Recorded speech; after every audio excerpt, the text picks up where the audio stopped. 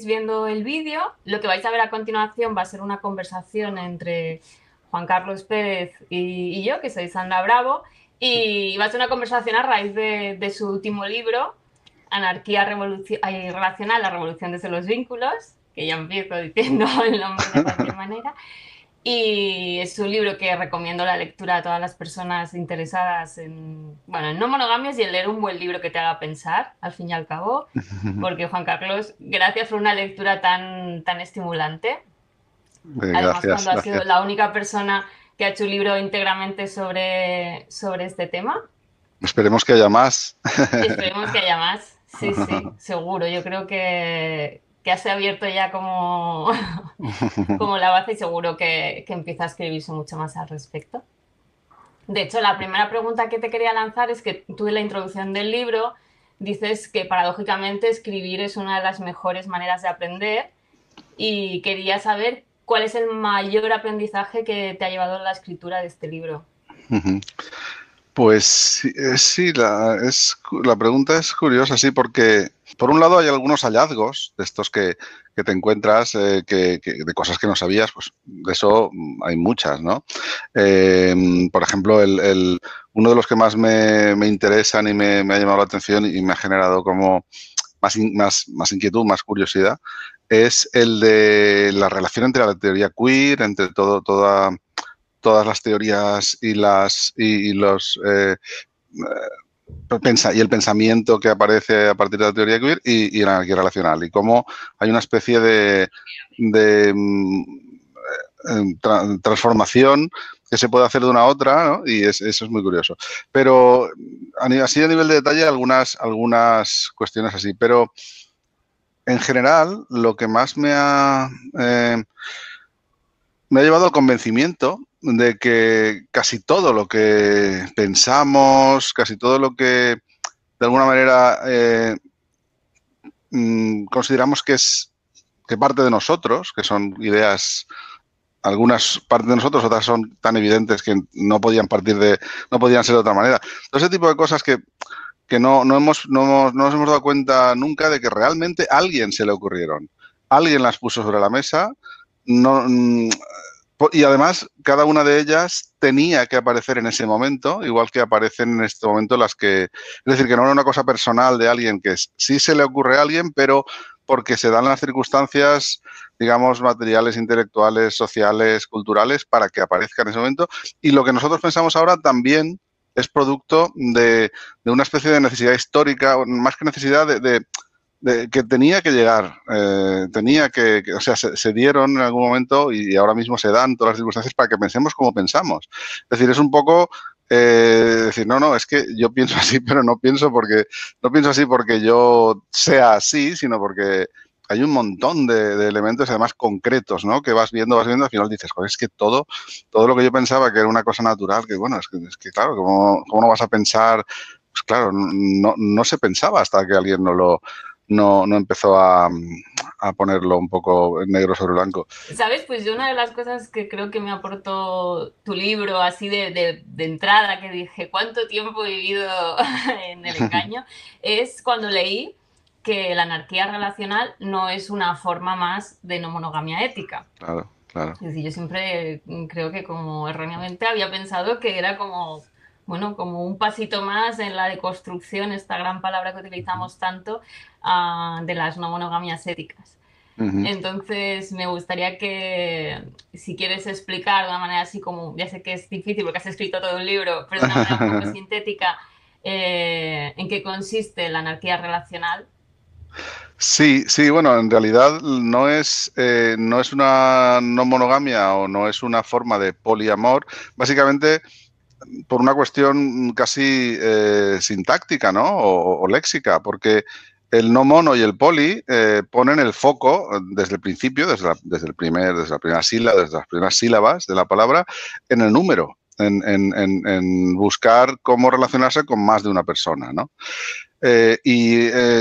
Como la anarquía relacional rompe un poco ese binarismo, ¿no? Esa dicotomía entre relaciones íntimas o de pareja o sexoafectivas o como las queremos llamar, emocionales, y las que no, y las que supuestamente no lo son, que también lo son, que también incluyen de todo. Es decir, como rompe ese binarismo, esa frontera, pues entonces el no mono o el poli ya no tiene sentido. Es decir, siempre nos estamos relacionando con muchas personas, ¿eh? Si no binarizamos, nos estamos relacionando sí o sí con muchas personas. Y por eso, pues, digamos, no es una forma de no monogamia. Eso sí, impugna una serie de valores culturales en común. O sea, impugna valores culturales que también impugna la no monogamia y que también impugna el poliamor, que también impugna las... En realidad se podría hablar de formas no normativas de vivir las relaciones, y así a lo mejor sí que podríamos tener un término más paraguas, ¿no? Pero desde luego el no mono y el poli tienen el problema de que centran el foco mucho en el número. Y no es un problema puramente semántico, porque a veces podemos decir, bueno, pues vale, pues la palabra se ha evolucionado desde otro lugar, bien, sino que en la práctica, yo por lo menos en mi vivencia un poco activista, ¿no? de las asociaciones y, bueno, la asociación que tenemos en Valencia, tal, sí que marca mucho las expectativas de la gente, y cuanto más joven, la gente más. Marca mucho las expectativas porque, digamos, llegan con la idea de cómo puedo relacionarme con más de una persona. Y si te relacionas con más gente y no te has planteado el cambiar el cómo, pues estás multiplicando el drama, el desastre, las dependencias, las expectativas de siempre. Estás multiplicando y calcando. O sea, es la peor combinación posible. Sí, y con esto que dices también del término, y es una de las cosas que también abordas en el libro, ¿no? Es la confusión o la lectura generalizada de anarquía como este caos y esta libertad absoluta. Porque yo, por ejemplo, que utilizo aplicaciones para conocer gente, pongo en mi perfil que me considero anarquista relacional. Y es muy curioso como a nivel también de lectura de género, la mayoría de personas socializadas como hombres lo leen como vale, una tía con la que voy a poder follar sin prometerle la luna porque le va todo. En cambio, las personas socializadas como mujeres que no conocen la anarquía relacional lo ven más como vaya, esta tía solo quiere sexo sin compromiso. Y así que con la misma palabra hay una descodificación aparentemente idéntica, pero desde un punto de vista diferente. Entonces es también cómo romper, antes de que sea quizá demasiado tarde, esta concepción de que la gente no venga a la anarquía relacional, igual que al poliamor van a ver con cuánta gente.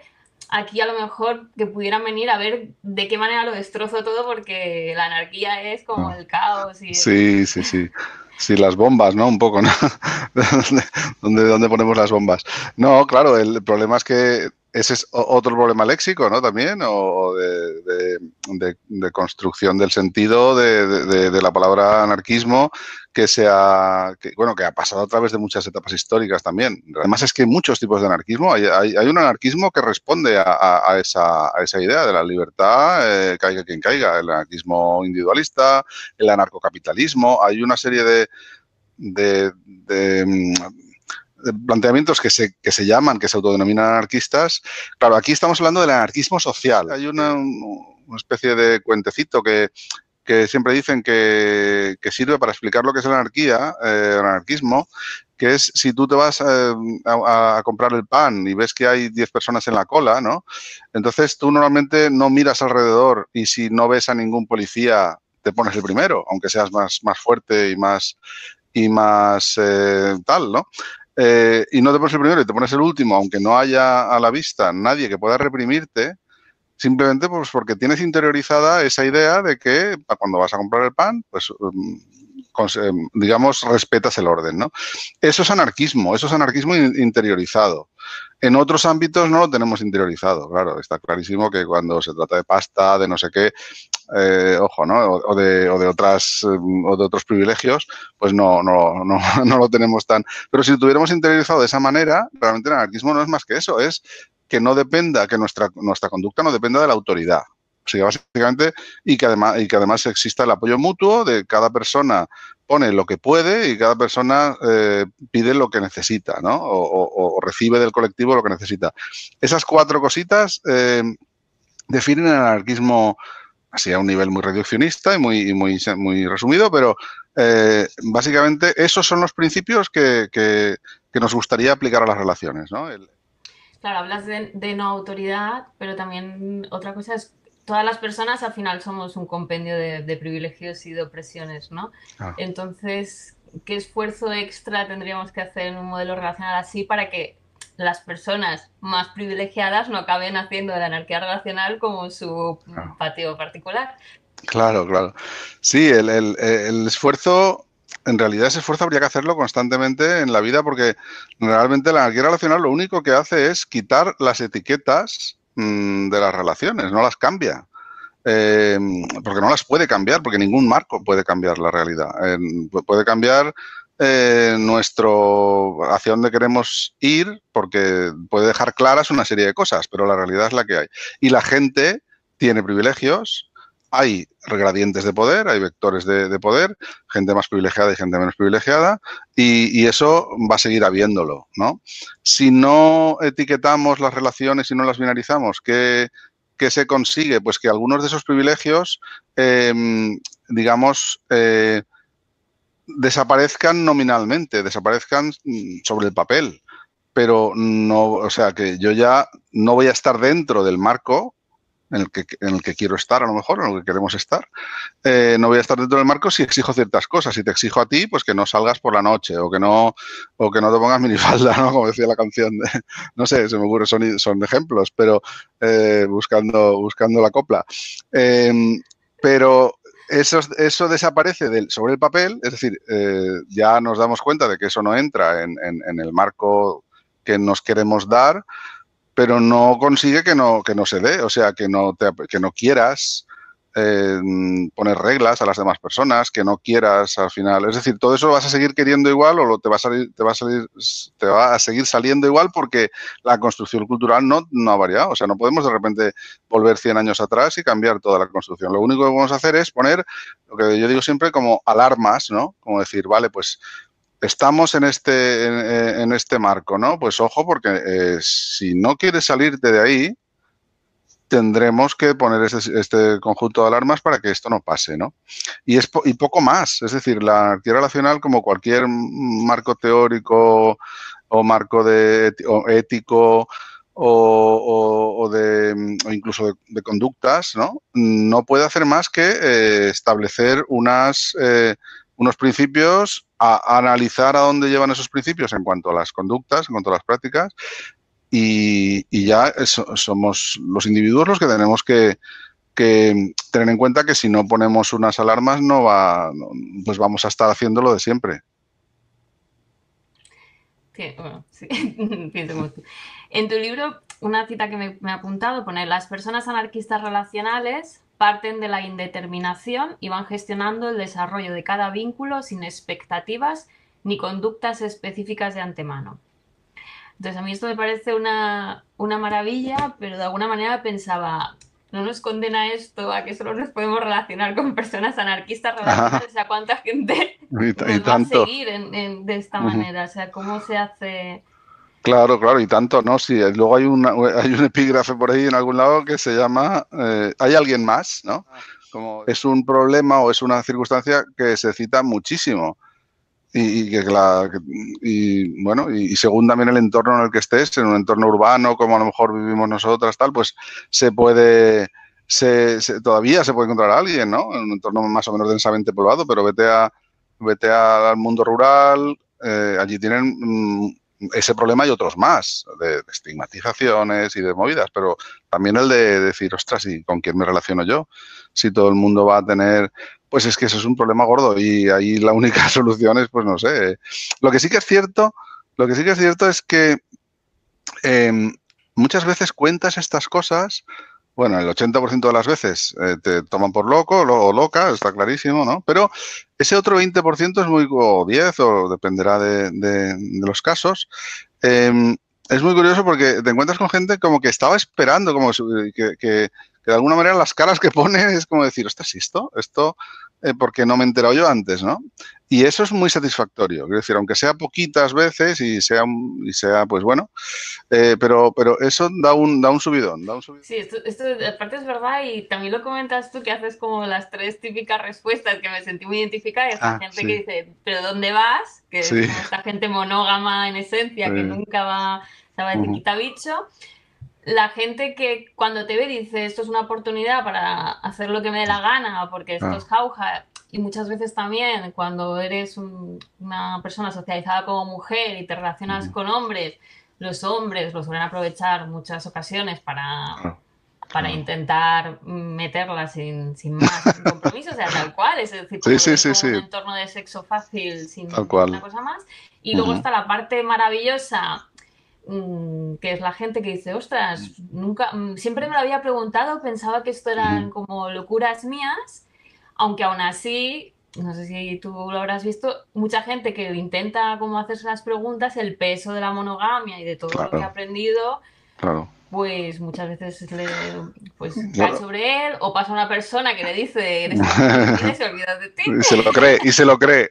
Y se lo cree. Bueno, pero un poco es ese tercer tipo, es supongo el que hemos sido nosotros y nosotras, ¿no? Al menos yo lo recuerdo perfectamente cuando de repente leo estas cosas, las escucho. Y de repente digo, vaya tela, si pues hay gente que ha estado pensando esto y lo ha estado explicando y mejor, mucho mejor de lo que puedo explicar yo mis propios sentimientos, mis propias sensaciones. ¿Cómo es posible, no? Pues eso cada una de nosotras, alguna vez de nosotros hemos sido eso, seguramente, ¿no? Que aquí también las personas que tenemos más privilegios, y yo me considero una de ellas, Ujú, como que este proceso en el de prueba y error, creo que lo sobrellevamos mucho mejor que mm, personas que ya llegan a estos procesos de manera como muy comprensible, muy rotas, y que este desgaste continuo de darse de cabezazos contra personas que las utilizan o que las utilizan como conejillo de indias, pues de mm. alguna manera las puede como destrozar bastante. Claro, sí, también Andy Norgren mismo es que escribió hace un par de años un artículo que habla de la tiranía de la falta de estructura. De alguna forma, la estructura monógama es asfixiante, es aburrida, es todo lo que quieras, poco interesante en términos, poco estimulante, pero de alguna forma, digamos, permite la explotación, la sumisión, la dominación, pero hasta cierto límite, ¿no? Es decir, por lo menos tiene límites. Aquí la idea, el objetivo es evitar esos gradientes de sometimiento, pero si no los evita, no tiene límites, por otro lado, al no haber estructura. También hay un tema que me interesa mucho que hablas en el libro, que es lo de la sostenibilidad de los vínculos. No sé si podrías hablar un poquito más de eso. Sí, no es una obligación tampoco en el sentido de no a todo el mundo le tiene que interesar la sostenibilidad. Es decir, puede que haya personas que piensen, no, pues a mí me seduce más la idea de relaciones intensas, pero aunque sean cortas, ¿no? Y de agotar el caudal, pero disfrutarlo, ¿no? Pues no, también es una opción, es legítimo también. Pero mi percepción o lo que a mí me gusta realmente es la sostenibilidad. Es decir, cuando alguien te gusta, pues intentar que eso no se desgaste o que se desgaste de una manera, o sea, que no se desgaste, que se transforme, pero que sea incluso a mejor, ¿no? No sé si es una utopía, en algunos casos sí, en otros no, pero si eso lo tomamos como objetivo, que podemos, insisto, no tomarlo como objetivo porque nos la trufa la sostenibilidad y lo que queremos es disfrutar del momento, bueno, que también está bien, fenomenal. Pero si tenemos esa posibilidad como que nos interesa, pues yo planteo una serie de posibilidades y yo creo que no hay que agotar, bueno, la sostenibilidad viene de ahí, ¿no? De no agotar los recursos.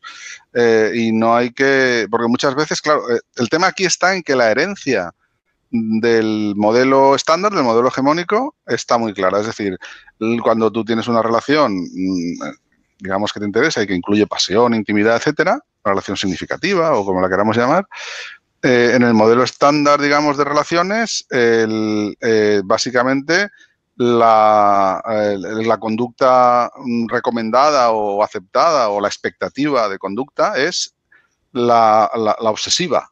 Es decir, yo siempre pongo el ejemplo de si yo quedo contigo y te digo, ¿cómo te va? Uy, ¿cuántos meses sin vernos? Pues mira, fíjate, hace 3 meses fui a un restaurante, me gustó tanto, que desde entonces desayuno, como, meriendo, ceno y hago el resopón allí. Tú buscarás, me dirás que busque ayuda, ¿no? Psicológica, ¿verdad? Dios se ha vuelto loco. Como que desayuna, como almuerza, come, cena, merienda, todo en el mismo sitio. Sin embargo, si te digo lo mismo sobre una persona, me darás la enhorabuena y te sentirás muy, muy contenta por mí, ¿no? ¿Y cómo es posible? Porque en un caso no es un patrón cultural habitual y en el otro es el único patrón cultural, digamos, admisible casi, ¿no? O esperable, la expectativa es que pase eso. Entonces yo creo que eso no es sostenible. Y bueno, no es que lo crea yo, es que no hay más que mirar alrededor. Y en lugar de valorarse otras cosas como la, no sé, como la flexibilidad, cosas que valoramos en la amistad, no sé, a mí me parecen maravillosas las amistades que no ves durante meses y después es unas risas y una alegría y tal. Eso, no digo yo que sea el único valor, el único tal, porque sería un poco frívolo decir, no, pues tiene que ser así. No, pero eso es un valor que no entra en los parámetros de las relaciones, digamos, estándar, ni siquiera en las no monogamias, porque en las no monogamias, vuelvo a insistir, lo que se hace es multiplicar el concepto de relación más o menos estándar, se adapta para que no colisione con el hecho de que sea múltiple, de que sea no exclusiva, pero no se cambia de partida y no se deja de binarizar y no se deja de establecer esa dicotomía entre íntimo y no íntimo.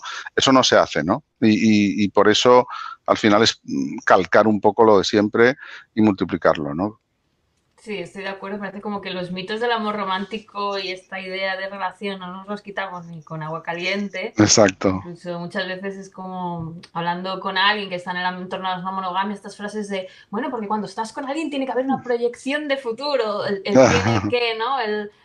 Claro. O como muchas veces ves que personas que están intentando tener una relación y como tienen siempre una idea de que la relación tiene que avanzar hacia algo concreto y ese concreto no es una idea común, pues Claro. acaban haciéndose mucho daño a pesar de quererse porque no son capaces de, bueno, de buscar Claro. una tercera vía, porque siempre hay esta idea de tenemos, Ujú. bueno, que está muy contaminada por el amor Sí. romántico, yo creo. Claro, sí que es diferente, por ejemplo, ahora que lo dices, lo estoy pensando sobre la marcha, pero la sostenibilidad de la idea de proyección, de proyecto, ¿no? Quiero decir, es un poco la diferencia que hay entre la visión de la naturaleza de las sociedades primitivas, que es la de estar ahí, la de convivir, y la de las sociedades la capitalista más avanzada y tal, que es la de dominar, ¿no? La naturaleza. En un caso hay que dominar el futuro, ¿no? Porque la proyección tiene que ser como yo la veo, y en el otro caso es al revés, es convivir con esa realidad, ¿no? Es que sea sostenible, pues porque las condiciones, hay condiciones sostenibles y condiciones que no lo son, ¿no? Y el tema el tema de los mitos del amor romántico es que el problema es que son transparentes, son automáticos, son automatismos. Entonces, salen, lo que tú acabas de decir, salen solos, o sea, salen sin darte cuenta. Hay otro gran tema que también tratas mucho en el libro y que el lenguaje, las etiquetas, ¿no? Cómo cambiar este proceso quizás para mí es de los que veo que me pueden llegar a resultar como más complejos, sobre todo porque vivimos en esta también falsa idea de que la palabra te da una seguridad de por sí, ¿no? Claro. Que dices, bueno, que solamente por ponerle la etiqueta X ya parece que esa etiqueta le vaya a dar un cobijo, cuando realmente quizá el debate debería estar más en poner los cuidados en el centro, que es una cosa que nunca acabamos de poner en ningún lado. Entonces, no sé cómo podríamos hacer para trasladar el eterno debate de las etiquetas, o sea, de las etiquetas, de pensar que una etiqueta te da la protección y en vez de eso, ¿cómo podemos dedicar los esfuerzos a poner realmente los cuidados en el centro? No sé si... Más que un problema de que si las etiquetas son buenas o malas, el problema es cuando el número de etiquetas, las etiquetas te las dan ya hechas, ¿vale? Te las dan ya cocinadas y te dan tres platos precocinados y no tienes más opción. Y no puedes ir cambiando la receta, no puedes ir cambiando los ingredientes, ¿no? Y los ingredientes son los compromisos y los límites, que eso también lo menciono en el libro también en muchos sitios, ¿no? Si establecemos los ingredientes de las relaciones en términos de compromisos y de límites, las etiquetas estándar hegemónicas nos los dan fijados, ¿no? Y la idea pues sería que con la anarquía relacional, como te cargas esa normatividad que proviene de esa construcción, digamos, de esas instrucciones cerradas que nos da la cultura, pues como lo impugnas, o sea, confrontas esas cajitas cerradas y lacradas y precintadas, pues tienes opciones que no tenías de la otra manera. Pero en realidad las personas lo que funcionamos es en términos eso de los compromisos, si los cumplimos o no, qué compromisos son, los límites y si los respetamos o no, porque lo demás... y eso está en todos los modelos, lo que pasa es que en algunos está, digamos, en precocinado y en la anarquía relacional la idea es no precocinar, sino que usar los ingredientes, con lo cual te puede salir una receta muy buena o puedes liarla muchísimo, claro. Pero al menos era como más original. Eso siempre. Exacto, eso sí, yo siempre. también justo también, que es un poco con estas rayadas mentales que a veces me despierto. Hoy pensaba, de hecho he escrito una tontería en la página web, que el concepto red, que yo lo utilizo mucho para referirme al conjunto de personas que en mi vida al final me sostienen, y es un término que a mí me gusta mucho tanto, digamos, metafóricamente como idea, como en la realidad, ¿no? Estas personas que al final hacen que los vínculos sean más sostenibles y que podamos relacionarnos de otra manera. Pero pensaba también que, claro, yo muchas veces, esto es parte de una realidad, que cuando me he ido a hablarle a personas que son amistades, que tienen una mentalidad monógama, y me hablan de su pareja, y yo les hablo de mi red, así, ¿no? Y entonces les veo la cara de decirme, ¿de qué narices me habla esta tía? Aunque a pesar de que ya me conocen, ya me ven como la rarita, pero ya no es eso, sino que siempre me quedo con un poco de tristeza de que en su cabeza esa palabra red que yo utilizo jamás va a ser descodificada con toda la capacidad de compromiso, de amor, de compañerismo, de deseo, de libertad que puede incluir dentro de ese término, ¿no? Y entonces me hacía pensar que de alguna manera, a pesar de que para mí no lo es, porque yo cuando digo red a las personas que están en mi día a día más, que tienen como un peso significativo, no lo digo de una manera como ni impersonal ni deshumanizada, pero sí que siento que la lectura que se hace lo es, ¿no? Y pensaba, claro, esa red no tiene ni nombre ni apellidos, porque es un término genérico que incluye a todo el mundo, pero al no tener tampoco una personalización parece que no incluye a nadie.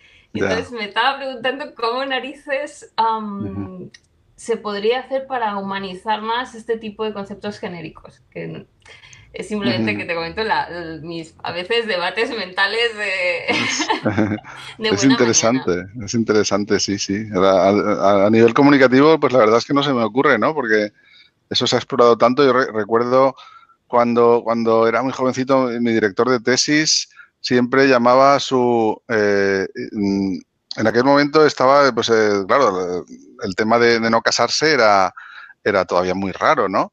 Entonces la gente, pues eran los hippies los únicos que no se casaban, ¿no? Y entonces siempre decían la gente decía mi compañera o mi compañero, ¿no? Era la palabra más habitual, pero siempre había dudas, ¿no? De cómo llamar y entonces este hombre siempre llamaba a su pareja, a su compañera y tal, ni pareja, ni compañera, ni nada, la llamaba mi santa esposa. O sea, se iba al extremo. Es un poco la reapropiación esta, ¿no? De los términos que se ha hecho a lo largo de la historia en muchos activismos, ¿no? Pues vamos a coger el término más peyorativo, en este caso no es peyorativo, pero es más heavy y lo vamos a utilizar, a ver qué pasa, ¿no? Queer, ¿no? Queer significa raro, bueno, despectivo, ¿no? Pues nada, se reapropia, tal. Entonces, ese tipo de... o maricón en castellano, ¿no? Cosas así, ¿no? Esa reapropiación, pues a mí me suena ahora, ¿no? Con la distancia me suena a eso, ¿no? Y vamos a usar el término, a lo mejor es una solución, ¿no? Vamos a llamarnos mis santos esposos, mis novios, pero en términos de reapropiación, no en términos de, no sé, quizá es una opción. Sí, bueno, yo creo que tenemos como mucho debate todavía, o sea, como muchas cosas a descubrir y a, bueno, y a construir sobre todo por el camino, ¿no? Y para mí reconozco que el lenguaje, que al final es la manera en que hablamos, en que nos reconocemos, en que construimos nuevas realidades, es de las cosas que más, bueno, más me cuesta.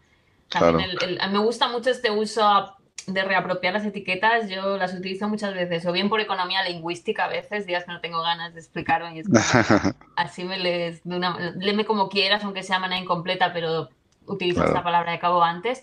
Pero a veces también Bueno, como para romper esquemas y de esto que decías, ¿no? Decías, pero tú no eres anarquista relacional, ¿cómo puedes utilizar esta etiqueta? Y dices, bueno, pues para visibilizar algo llevado un poco al extremo claro. y darle incluso a lo mejor a veces un toque de humor. También te voy a leer una cosita que comentas en tu libro, que es: considero necesario disponer de herramientas de seguridad suficientes como para sentir que soy especial sin que eso me lo valide nadie. No son las demás personas las que han de reconocer mi singularidad ni acreditar mi validez en ningún sentido. Entonces, eso también está un poco vinculado al tema de etiquetas. Y yo también lo leí y dije, estoy de acuerdo, es una maravilla, pero me preguntaba hasta qué punto esto es posible en una sociedad en la que vivimos tan mediatizados por el valor que tenemos que mostrar y el valor que nos tienen que dar. Sí, hay un montón de cosas utópicas. Hay utopías dentro de la utopía, quiero decir. Pero de alguna manera a mí también me gusta saber hacia dónde me interesaría ir, aunque sepa que no voy a llegar. Es un poco eso, es decir, plantearlo como un objetivo. A continuación de eso, en el mismo epígrafe, pues me acuerdo porque lo he leído hace poco, repasando cosas, a continuación de eso empieza a hablar de las personas, que en realidad seguramente somos todas, que en algún momento hemos tenido la sensación de una falta de reconocimiento, por ejemplo, en situaciones, ¿no? Eso yo creo que nos pasa a todo el mundo alguna vez o muchas veces, ¿no?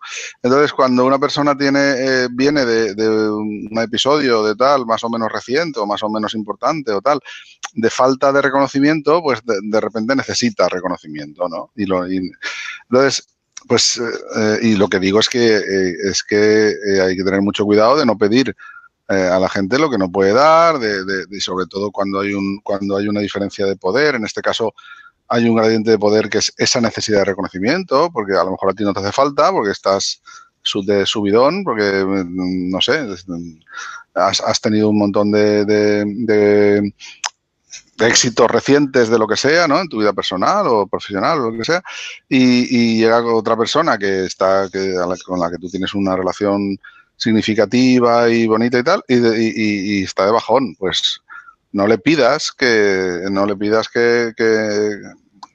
no te, o sea, no pretendas que no necesite lo que tú no necesitas, ¿no? Pues es un poco eso, recoger eso. Pero sí tener claro que lo ideal es que no necesitemos validación por parte de los demás, y a lo mejor si la necesitamos demasiado, lo que tenemos que hacer es mirárnoslo, porque igual estamos entrando en una dinámica que no nos conviene en cualquier ámbito, no solo en el relacional. Sí, sí, aparte, bueno, las utopías yo creo que están, como creo que ¿no? Maquiavelo en El Príncipe decía esto del arquero, de tirar la flecha a un punto, no para alcanzarlo, sino para al menos ya mirándolo, intentando ir hacia allí, pues al menos aunque te quedes a mitad de camino, ya has Exacto. llegado suficiente, ¿no? Bueno, no me la sé textual, pero tema de las utopías, a mí también lo que me gusta es a veces simplemente es una meta como que parece muy inalcanzable, si vas para allá, pero no llegas, que no, eso son las utopías, pero al menos te intentas acercar, que ya es Claro. como un Y por lo punto. menos no te vas para el otro lado. También es verdad. Otro tema que me gusta mucho, que es un poco cambiar bueno, de tema, pero es el tema del deseo, que además es como también como casi la caja de Pandora, que me acuerdo que una vez, incluso ya hace tiempo, te contacté para hablar del tema, porque cuando se habla siempre de la deconstrucción del deseo y es este debate eterno hasta qué punto es posible, hasta qué punto es necesario o es deseable, ¿no? Ujú. Y tú tienes un punto de vista que me gustaría que explicaras un poquito más, que me gusta mucho, que es el de transversalizar en vez de deconstruir. La anarquía relacional es un marco muy transversalizador. Transversaliza las relaciones, ¿eh? No las iguala, ni las homogeneiza, ni nada, que eso es un error o una interpretación que a mi juicio no es muy adecuada, porque no responde a la realidad, está fuera de lo razonable para mi criterio. La de homogeneizar, la de que todas las relaciones son iguales, no son iguales. Vamos, tú puedes tener una pasión brutal por una persona y por otra persona lo que tienes es ternura, brutal también, y por la otra lo que tienes es una admiración intelectual y por la otra, yo qué sé, te pone a mil en otros ámbitos, ¿no? Insisto, no hay una homogeneización, sino una transversalización. Y en el deseo, pues yo planteo que igual podría ser algo parecido, ¿no? Transversalizarlo y en el sentido de que luchar a lo mejor contra esa construcción del deseo a la que te ha llevado pues tu trayectoria o yo qué sé, lo que sea, me da igual si es tu ADN, si son tus, pues, que seguramente no lo es, pero bueno, me da igual, no me parece interesante esa discusión, ¿no? Es decir, me da lo mismo, pero tú has llegado al punto en el que estás y con una construcción del deseo, ¿no? Eh, luchar contra ella para que se parezca más a lo que nos interesa, a lo que queremos, lo que es político, todo esto, ¿no? Pues vale, de acuerdo, pero hasta cierto punto. Quiero decir, sin tampoco, no sé, dejarse la vida en ello, porque solo hay una y no tiene tampoco mucho sentido, ¿no? Hay muchas batallas por lidiar y no tiene que ser precisamente esa, ¿no? A lo mejor. Y entonces lo que sí que te permite la anarquía relacional como herramienta es un poco transversalizar eso, ¿no? Y decir, bueno, pues yo tengo una construcción del deseo que a lo mejor no es la que yo querría. Yo querría ser pansexual, querría que la edad de las otras personas no me afectara, que el género no me afectara, que el aspecto físico no tal, o sea, que no me afectara nada, que mi deseo estuviera enfocado pues simplemente a los valores, yo qué sé, lo que quieras, ¿no? Y si soy religioso, pues quiero tener el deseo que marca la Santa Madre Iglesia, lo digo por no irme a un extremo, o sea, por ver un poco. Vale, de acuerdo, yo quiero eso, pero hay unos límites. La anarquía en lo que yo puedo construir personalmente. La anarquía relacional lo que me permite es utilizar esa transversalización de las relaciones y considerar tan valioso y reconocer que es tan valioso, que es tan valiosa una relación que incluye estas cosas que tienen que ver más con el deseo sexual, otras que tienen que ver con el deseo intelectual, estas otras que tienen que ver con el deseo de entretenimiento, yo qué sé, de lo que sea. Un ejemplo que cito en el libro también es el de las personas asexuales. A mí me parece importantísimo, porque claro, ahí el deseo con mayúscula con la D mayúscula tal, en principio, bueno, en realidad las personas asexuales sí que tienen deseo, lo que no tienen es atracción. Pero bueno, queda esa atracción por otras personas. Pero bueno, da lo mismo. Lo que quiero decir es que ahí no hay. Ahí la deconstrucción es muy complicada, ¿no? Porque se parte de una base muy poco, o sea, casi inexistente. Entonces, eh, en ese caso, ¿por qué esas personas tienen tanto? De hecho, de los artículos más interesantes que ha habido por ahí, sobre todo desde hace años, o sea, en la primera etapa, sobre anarquía relacional venía de blogs de personas asexuales, ¿no? Y arománticas. ¿Y por qué? Claro, es lógico, porque si yo, de alguna manera, en una relación convencional tengo que, digamos, cumplir todas las expectativas que establece ese marco relacional o esa etiqueta, esa cajita, todas las instrucciones que hay en el manual de esa cajita, de ese tipo de relación,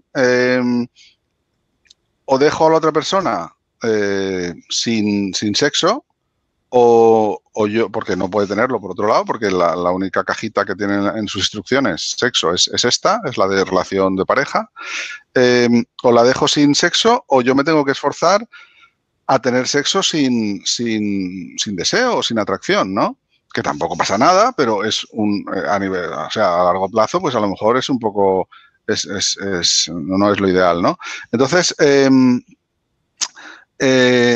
si hay esa transversalización y el deseo de esa otra persona, el deseo sexual concretamente, puede ir a otras personas de la red, tus deseos que no incluyen ese también pueden ir a otras personas. Es decir, al quitar vuelvo a repetir, ¿no? Al quitar esas cajas cerradas, estancas y con cada una con su librito de instrucciones, digamos, eso nos permite que nuestro deseo deje de ser el deseo ese con mayúscula y pase a ser deseos, y esos deseos funcionan de una manera como más orgánica, más horizontal, no homogénea, ni como decíamos antes, pero sí, digamos, transversal. A mí es una idea que me gusta, además me recuerda a lo que ha comentado Miguel Bagalú en varias ocasiones, que cuidadito con el concepto de deconstrucción, de llevarlo solamente al terreno que nos interesa, porque podría justificar las terapias de reconversión, por ejemplo. Claro, las terapias de conversión. Deconstruir. Sí, exacto. Y me ha venido a la cabeza también esta idea de hasta qué punto, ¿dónde están los límites de la deconstrucción? O sea, hasta qué punto no puede caer también igual que está el mito de la perfecta poliamorosa, ¿no? Si el mito de la persona perfecta anarquista relacional puede ser la deconstrucción extrema. Claro, yo ahí soy muy crítico en todos los puntos. Primero, en el punto de intentar, o sea, de librar batallas por librarlas. Es decir, yo solo creo que tiene sentido meterse en deconstrucciones o en cambios si realmente los necesitamos. Y luego, la segunda idea que impugno totalmente es la idea de la identidad anarquista relacional. Es decir, yo creo que ver esto como una identidad es casi un oxímoron, es casi contradictorio con lo que significa anarquismo, ¿no? Que es precisamente librarse de esa normatividad cerrada y definida. Entonces, si construimos una nueva normatividad, que es la que nos da el cinturón negro de anarquista relacional, ¿no? O la medalla de anarquista relacional, el capitán de anarquismo relacional, coronel o general, no entiendo mucho del ejército. Pero si creamos esa nueva identidad y esa nueva dimensión y la vemos como un objetivo, como una identidad al final, ¿no? Como un sentido, pues estamos cayendo en una contradicción. Entonces, yo lo que planteo es sustituir esa idea de identidad por la idea de sensibilidad, ¿no? Es decir, lo que decíamos, las alarmas. Es decir, cuando yo me enfrento a algo que, pues no sé, tener un poco siempre puesta esa alarma de decir, ¿esto encaja en estos principios o no? Si no encaja, pero a mí es lo que me está viniendo bien en este momento, oye, pues soy consciente de que no está encajando y no pasa nada, ¿no? Si encaja, pues mucho mejor.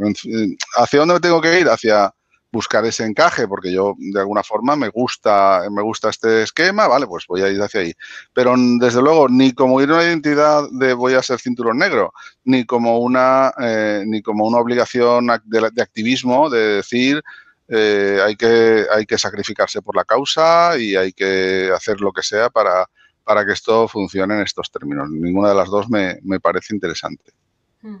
Además, no sé si estarás de acuerdo, y creo que esta actitud como de cinturón negro podría llevarnos a una cosa que también comentas, como a infravalorar o poner como activismos de segunda a otras formas, o formas de no monogamias éticas, porque pensamos que siguen teniendo un componente muy parejocéntrico. Claro. Sí. Acabar como, de alguna manera, como pasa a veces también en la lucha feminista, que te olvidas de que el sistema monógamo es como el que tiene el eje de poder y acabas un poco viendo más qué diferencias tienes con activismos amigos, como podrían ser monogamias éticas, ¿no? En vez de decir, bueno, que el sistema heteronormativo monógamo y patriarcal está ahí. Claro. Y luego también hay a veces las identidades disidentes estratégicas, que a veces sí que es verdad que para conseguir ciertos logros, no sé, de aceptación, de no sé qué, pues si no construyes un sujeto político, es decir, una identidad, no vas a conseguir cambiar ciertas cosas, ¿no? Sobre todo desde el mundo de los derechos, ¿no? Y esto se ha visto en el mundo, pues eso, de LGTBI, claramente, que si no, hasta que no se ha construido un sujeto político potente, identitario y tal, ¿qué ha pasado? Que luego esa identidad a lo mejor se ha pasado de ser estratégica a ser interiorizada, y al final pues también ha traído problemas, ¿no? Esa identidad tan fuerte en el mundo gay y tal, pues esa situación también puede en algunos casos, y entonces está la teoría queer, que también lo pone en duda. Es decir, que es complejo y a veces hay unas necesidades, pero yo personalmente, insisto, creo que no en este momento, por lo menos desde mi punto de vista, que no tengo un problema de derechos, ni tengo un problema de ahora mismo, pues no me interesa el aspecto identitario. Si a quien le interese, pues me parece también súper legítimo y a lo mejor apoyaría la cosa si está bien enfocada, pero desde luego a mí no me interesa. Y una última pregunta que te quería hacer, que también es como que a mí me remueve, es ¿dónde están esas alarmas, esos warnings en el tema del activismo y las dinámicas de poder? Porque también muchas veces tengo la sensación, y hablo aquí en primera persona, que las personas que tenemos más visibilidad o que acabamos teniendo como un poco más de protagonismo según qué tipos de activismos somos, y eso también tú lo comentas, las personas que normalmente tenemos más privilegios o tenemos bastantes privilegios. Mm. Y es esta cosa bueno, a mí siempre me da un poquito de cómo podemos hacerlo para que no, los activismos no acaben copados también con dinámicas de poder. No sé si me explico, pero es Claro. como, Es, ¿qué alarmas tenemos que tener presentes? Pues es muy complicado, la verdad es que es complicado porque pasa en todos los ámbitos y ha pasado durante, pues eso es sensibilidad, yo creo, al final. Es decir, por ejemplo, pero claro, la sensibilidad al final luego también tiene un límite, tiene un punto y dices, bueno, por ejemplo, a mí me causaba muchísima desazón el que la primera persona que hiciera ese esfuerzo de coger un libro, de coger toda la aquí relacional y hacer un libro, fuera un hombre blanco, cis, hetero y no sé qué más cosas poner ya, tal, o sea, con empleo fijo, con no sé qué. ¿Sabes? Pues es un problema y además es un problema extendido a toda la sociedad y la única posibilidad de tener claro es pues un poco lo que decimos siempre, lo que se dice siempre desde el feminismo hacia los hombres cis, ¿no? Que es eh, la escucha constante y la sensibilidad máxima. Es decir, yo creo que realmente no hay excusas a la hora de estar al tanto, de estar escuchando a la gente en general, a toda la gente, ¿no? Eh, tenga mayor o menor capacidad de producir, yo qué sé, de producir pues, un libro, de producir un blog, de producir una cosa que llegue a la gente, que se difunda más. Eh, no tengo ninguna receta, pero sospecho que es la escucha, ¿no? Y la sensibilidad. No sé. Bueno, yo creo que son dos elementos importantes y que si los tenemos presentes, yo creo que al final también una cosa que digo que el privilegio no siempre es sinónimo de maldad, que puedes utilizarlos también para... Tengo una metáfora que me dijo una amiga, me gustó mucho, y dice, si tú has llegado con el ascensor hacia arriba, pues mándalo para abajo para que puedan subir otras personas. Y también es como, al final, la política de la flagelación, que yo muchas veces me he sentido muy culpable por tener privilegios, pero digo, esto tampoco cambia mucho las cosas. Y esto que has comentado, a lo mejor, de poner esto al servicio desde la escucha, desde el intentar no copar y demás, pueden ser, aunque siempre es un tema que reconozco que me inquieta y que tengo mucha curiosidad por saber qué.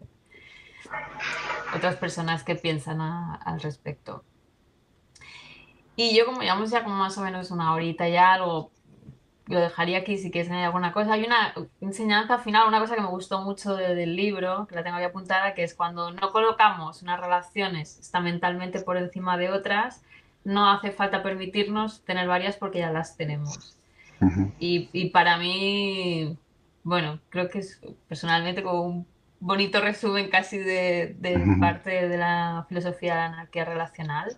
Muchas gracias por organizarlo, por montarlo y por pensarlo y hacer esas preguntas tan, tan interesantes.